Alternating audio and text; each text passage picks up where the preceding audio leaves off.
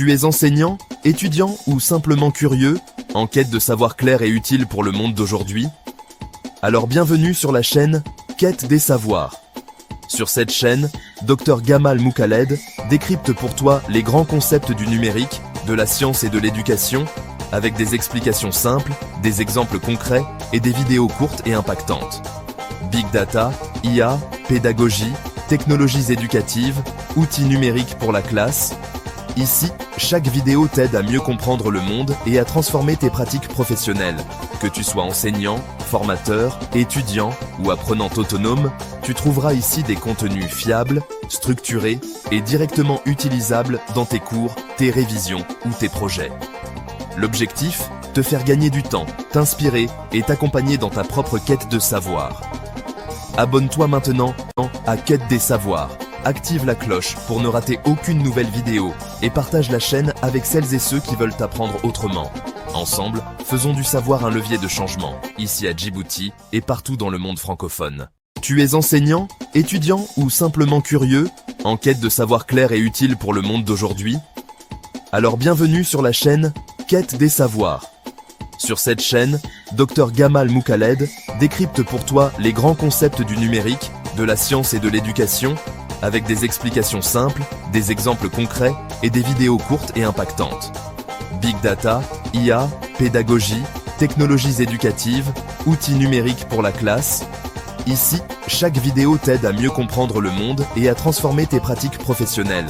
Que tu sois enseignant, formateur, étudiant ou apprenant autonome, tu trouveras ici des contenus fiables, structurés et directement utilisables dans tes cours, tes révisions ou tes projets.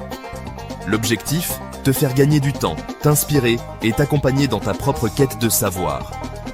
Abonne-toi maintenant à Quête des savoirs. Active la cloche pour ne rater aucune nouvelle vidéo et partage la chaîne avec celles et ceux qui veulent apprendre autrement. Ensemble, faisons du savoir un levier de changement, ici à Djibouti et partout dans le monde francophone. Bonjour à tous. Aujourd'hui, on va s'intéresser à un sujet passionnant. Comment les entreprises utilisent des quantités massives de données, le fameux Big Data, pour gérer ce qu'elles ont de plus précieux, leurs équipes, leurs collaborateurs. C'est vraiment là que le potentiel des algorithmes se heurte de plein fouet à la complexité de l'humain. Alors, imaginez juste un instant. Et si votre boîte pouvait savoir que vous allez démissionner, avant même que vous en soyez vraiment sûr? C'est un peu fou, non? Ça fait un peu froid dans le dos, mais c'est exactement la promesse de l'analyse prédictive en ressources humaines. Pour bien comprendre comment on en est arrivé là, il faut revenir à la question fondamentale. Finalement, comment on mesure la valeur d'une personne pour son entreprise? C'est le vrai casse-tête du capital humain. Et c'est justement ce défi que le Big Data promet de, résoudre. Juste pour qu'on parle bien de la même chose, c'est quoi ce fameux capital humain? En gros, c'est une théorie qui date des années 60. L'idée, c'est de ne plus voir les salariés comme une simple main-d'œuvre, mais plutôt comme un véritable capital pour l'entreprise. Un stock de compétences, de connaissances, d'expériences qui a une vraie valeur. Avant l'évaluation de la performance, c'était assez classique. On regardait trois choses. Les résultats, donc ce qui a été fait, le quoi, les compétences, la manière dont ça a été fait, le comment, et puis le potentiel, la capacité à évoluer. Le problème avec tout ça, c'est que ça reste quand même très, très subjectif. Ça dépend beaucoup de la perception d'un manager, par exemple. Et c'est là que le Big Data entre en jeu. Il arrive avec cette promesse incroyable, celle d'apporter une approche beaucoup plus objective, plus scientifique, pour gérer et surtout valoriser ce fameux capital humain. D'ailleurs, petite anecdote, le terme Big Data, il ne vient pas du tout des RH. En fait, il est né au début des années 2000 pour parler des problèmes du e-commerce. Il faut s'imaginer, avec l'explosion des ventes en ligne, les entreprises se sont retrouvées noyées sous un tsunami de données clients, de clics, de transactions. Au départ, pour définir le Big Data, on parlait des 3 V. Le premier V, c'est le volume, la quantité astronomique de données. Le deuxième, la vélocité, la vitesse folle à laquelle ces données arrivent et doivent être traitées. Et enfin, le troisième V, la variété, parce que ces données, elles viennent de partout et sous toutes les formes. Des chiffres bien sûr, mais aussi des textes, des images, des vidéos. Mais aujourd'hui, cette définition a un peu changé. On a ajouté 2 autres V qui sont absolument cruciaux. D'abord, la valeur. C'est bien beau d'avoir des tonnes de données, mais si elles n'apportent aucune valeur, ça ne sert à rien. Et ensuite, la véracité, c'est-à-dire la fiabilité de ces données. Parce qu'il y a une règle d'or. Des données de mauvaise qualité mèneront toujours à de mauvaises décisions.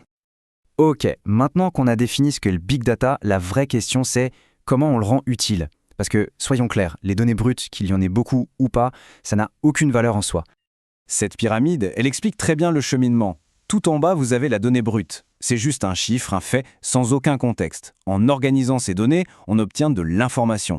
Et c'est seulement quand on analyse cette information, qu'on la met en perspective, qu'on arrive tout en haut, à l'intelligence. C'est là qu'on peut prendre une vraie décision. Et en entreprise, ça se traduit par un cycle comme celui-ci. Le point de départ, et c'est super important, ce n'est jamais la donnée. Le point de départ, c'est un besoin métier, une question stratégique. À partir de là, on va chercher les données pertinentes, on les analyse pour en tirer des enseignements, et on passe à l'action. Et puis, la boucle repart. Donc, s'il y a vraiment une idée à retenir ici, c'est celle-là. La technologie, le big data, tout ça, ce ne sont que des outils. Le vrai enjeu, ce n'est pas la course à la collecte de données. Le vrai enjeu, c'est de savoir poser les bonnes questions business, celles qui vont permettre de transformer cette masse de chiffres en une décision qui crée de la valeur. Bon, la théorie, c'est bien joli, mais dans la vraie vie, ça se passe comment ? Comment les entreprises s'en sortent concrètement ? C'est là qu'on va voir le potentiel incroyable de ces outils se confronter à la dure réalité du terrain.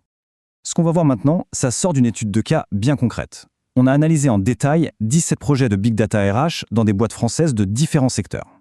Donc là, on n'est plus dans la théorie, on est dans le retour d'expérience pure. Et le premier résultat, il est plutôt encourageant. Plus de la moitié des projets, 53% pour être précis, ont été jugés comme ayant de bons, voire de très bons résultats. Donc oui, la promesse est tenue, l'analyse de données en RH, ça marche. Mais il y a un mais. Parce que, en parallèle, la difficulté moyenne de ces mêmes projets a été évaluée à 3,9 sur 5. C'est énorme. Le message est donc limpide. Oui, ça a un potentiel énorme, mais non, ce n'est pas facile du tout à mettre en place. Alors concrètement, qu'est-ce qu'on cherche à faire avec ces projets ? Les objectifs sont très pratiques en fait. On essaye de prédire qui risque de partir, on cherche à définir le portrait robot du candidat parfait pour un poste, ou encore on tente d'optimiser les plans de carrière pour que les gens évoluent de manière plus cohérente. On en vient maintenant à l'élément clé, celui qui est trop souvent oublié dans ces projets qui paraissent très techniques, le facteur humain. C'est là que tout se joue, vraiment, que ce soit au niveau des compétences requises ou des pièges dans lesquels il ne faut pas tomber. Et là, on a une des grosses surprises de l'étude. Quand on demande au chef de projet quelles sont les compétences indispensables, on s'attend à ce qu'il réponde maîtrise des stats, connaissance des algorithmes, et bien pas seulement. La vision stratégique, l'esprit critique, le pragmatisme, ces compétences soft sont citées comme étant tout aussi cruciales. La conclusion est sans appel, la meilleure technologie du monde ne sert à rien sans un cerveau humain pour la piloter. Ça nous amène à un autre risque, un risque énorme, celui des biais. Cette citation le dit très bien. Un algorithme, il est bête et discipliné, il ne fait qu'apprendre à partir des données qu'on lui donne. Donc, si vos données historiques sont pleines de discrimination, l'algorithme va les apprendre et les reproduire. C'est ce qu'on appelle garbage in, garbage out. Le danger, ce n'est pas une IA qui devient méchante, c'est une IA qui amplifie nos propres erreurs passées. Et ce schéma illustre parfaitement un point qu'on oublie trop souvent. Un projet data, ce n'est jamais juste un projet technique. À chaque étape, de la collecte des données jusqu'à l'action, il y a des facteurs humains qui entrent en jeu. Les jeux de pouvoir entre services, les contraintes budgétaires, les délais. Si on ignore cette dimension politique et organisationnelle, c'est l'échec assuré.